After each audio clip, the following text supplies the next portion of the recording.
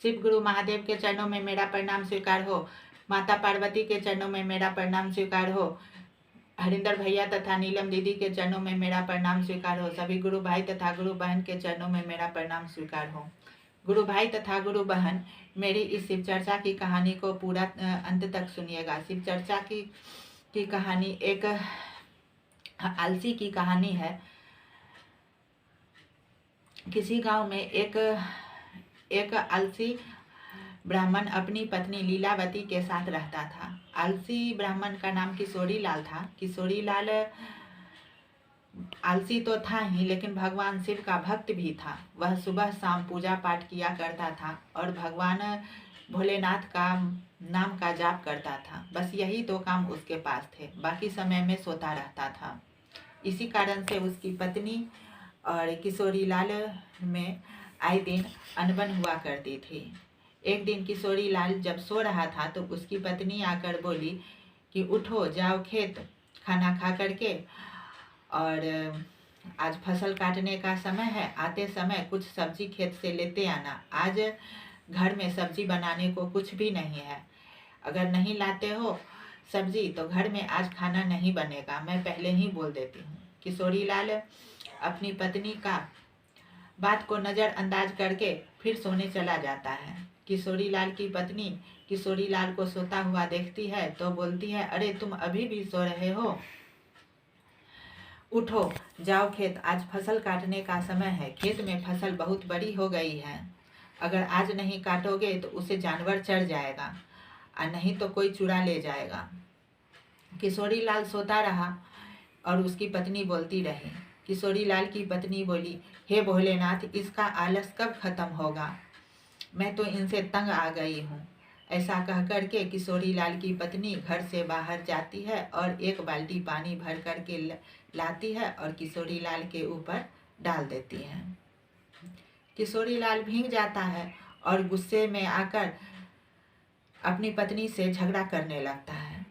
किशोरी लाल और किशोरी लाल की पत्नी के बीच झगड़ा हो जाता है। किशोरी लाल गुस्से से घर से बाहर जाता है और शिव मंदिर में शिव भगवान के पास जाकर कहता है, हे भगवान, मैं अपने पत्नी के रोज रोज के चिक से परेशान हो गया हूँ। हे भोलेनाथ, यदि मैंने आपकी भक्ति पूरी श्रद्धा से की है तो हे भगवान, मुझे वरदान दीजिए। भगवान किशोरी लाल के भक्ति भाव को देख करके किशोरी लाल के सामने प्रकट हो जाते हैं। भगवान को देख करके किशोरी लाल चौंक जाता है और फिर किशोरी लाल को भगवान बोलते हैं कि मैं तुम्हारे भक्ति से बहुत प्रसन्न हूँ, मांगो, तुम क्या मांगते हो। तो किशोरी लाल बोलता है कि हे भगवान, मुझे एक ऐसा चीज़ दीजिए जो मेरा सारा बात भी मान ले और मेरा सारा काम भी कर दे। तब भगवान शिव जो है एक छोटा सा त्रिशूल किशोरी लाल को देते हैं और कहते हैं कि यह त्रिशूल तुम किसी भी चीज़ पर रख दोगे ना तो यह तुम्हारा काम अपने आप कर देगा, और जब तक काम खत्म नहीं होगा तब तक ये रुकेगा नहीं। और यदि काम करने के बीच में यदि तुम इसे काम करने को रोक देते हो तो यह सदा के लिए गायब हो जाएगा और मेरे पास हमेशा के लिए आ जाएगा, तुम्हारा वरदान नष्ट हो जाएगा। किशोरी लाल को त्रिशूल देकर भगवान वहाँ से अंतर ध्यान हो गए। किशोरी लाल त्रिशूल को पा करके बहुत खुश हो गया और त्रिशूल को लेकर के अपने घर गया और पत्नी को बताया कि यह त्रिशूल मुझे भगवान शिव ने वरदान में दिया है। अब किशोरी लाल को कोई काम करना पड़ नहीं रहा था, सारा काम त्रिशूल के द्वारा ही हो जाता था। वह उसको जो भी काम करना था उस जगह पर त्रिशूल रख देता था और त्रिशूल को बोल देता था कि यह काम इतने समय में करना है, तो सारा काम उसका हो जाता था। ऐसे ही बहुत दिन बीत गए। एक दिन किशोरी लाल को चाय पीना था तो वह रसोई में किशोरी लाल गया और चाय के बर्तन में कि त्रिशूल को रख करके बोलता है कि मुझे 1 कप चाय बना कर दो। तुरंत में 1 कप चाय बन करके किशोरी लाल के सामने आ गया। किशोरी लाल चाय पी लिया। चाय पी करके किशोरी लाल घर में सोने के लिए चला जाता है। और तभी जैसे ही किशोरी लाल सो रहा होता है कि उसके घर का लाइट चला जाता है। लाइट चले जाने के वजह से जो है सो घर का पंखा बंद हो जाता है।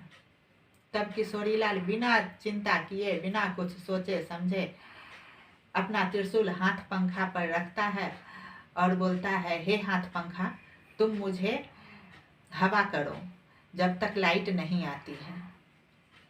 और कह करके किशोरी लाल सो जाता है। हाथ पंखा किशोरी लाल को हवा देने लगता है और जैसे ही लाइट आ जाती है तो पंखा जो है सो हाथ पंखा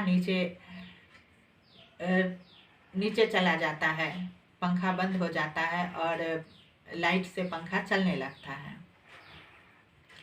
एक दिन किशोरी लाल को बहुत भूख लग रही थी। किशोरी लाल बोला, कोई ऐसा क्यों ना हो कि खाना जो है अपने आप मेरे मुंह में चला जाए, हाथ से खाना भी नहीं पड़े। तो जाता है रसोई घर में और एक प्लेट लेके आता है। प्लेट में त्रिशूल को रख करके कहता है, मुझे तरह तरह के सुंदर सुंदर पकवान खिलाओ। त्रिशूल अपना काम करना शुरू कर देता है। किशोरी लाल के मुंह में तरह तरह के मिठाई पकवान अपने आप किशोरी लाल के मुंह में जाने लगता है। किशोरी लाल को मज़ा तो बहुत आ रहा था खाने में, लेकिन ये मज़ा कुछ ही समय के लिए था। जब किशोरी लाल का पेट भर गया तो अब किशोरी लाल सोच रहा है कि अब खाना बंद हो जाए, लेकिन उसने तो खाना को बताया ही नहीं था कि खाना पेट भर जाने के बाद बंद हो जाएगा। तो इससे जो है किशोरी लाल का मुंह में तरह तरह के पकवान जाते रहे और किशोरी लाल अब उसे रोक भी नहीं सकता था, क्योंकि उसे भगवान का बात याद आ गया कि यदि त्रिशूल को काम करते हुए बीच में रोक दोगे तो तुम्हारा वरदान नष्ट हो जाएगा। अब किशोरी लाल जोर जोर से चिल्लाने लगा, रोने लगा। उसको चिल्लाते और रोते हुए देख करके उसकी पत्नी उसके पास आई और बोली कि खाना को रोको। अब किशोरी लाल हार करके क्या करता, उसको रोकना ही पड़ा। वो बोला कि खाना रुक जाओ। जैसे ही वो बोला कि खाना रुक जाओ कि त्रिशूल जो है उसके पास से गायब हो गया और उसका वरदान नष्ट हो गया। अब वह अपना वरदान को नष्ट होता देख करके बहुत दुखी हुआ, लेकिन अब वो कुछ कर भी नहीं सकता था। बहुत रोया। बहुत रोने के बाद उसे एहसास हुआ कि किशोरी लाल को एहसास हुआ कि भगवान ने यह वरदान क्यों दिया। वह समझ चुका था कि आदमी को हर काम अपने से ही करना चाहिए। हर छोटा छोटा काम पर दूसरे पर निर्भर नहीं रहना चाहिए। और दूसरे दिन से किशोरी लाल समय पर उठ गया, पूजा पाठ करके अपना काम समय पर करने लगा। तो इस तरह जो है सो भगवान शिव ने किशोरी लाल के आलस्य को दूर किया। प्रेम से बोलिए शिव गुरु महाराज की जय।